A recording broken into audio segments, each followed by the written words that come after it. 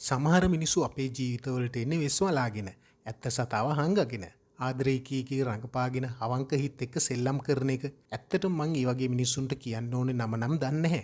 හැබැයි මට ඒ වගේ අය මිනිස්සු කියලා නම් හිතන්න අමාරුයි.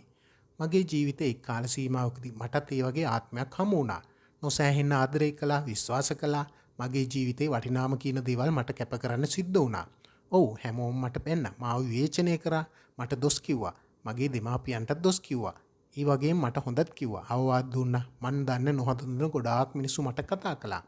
ඒ හැමෝටම ස්තුතියි.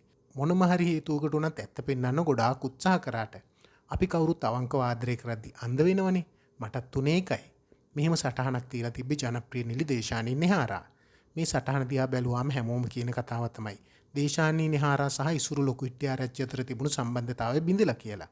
ඒ වගේ මේ සටහනත් එක්ක දේශානී මුහුණු පුතුට එක් කරලා තිබුණු ඡායාරූපේ මුහුණේ ප්ලාස්ටරයක් කලවලා තියෙනවත් දකින්න තියෙනවා.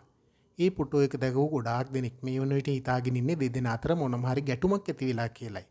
කොහොමුණත් ඒකේ ඇත්ත නැත්ත දන්නේ නම් එයාලම තමයි.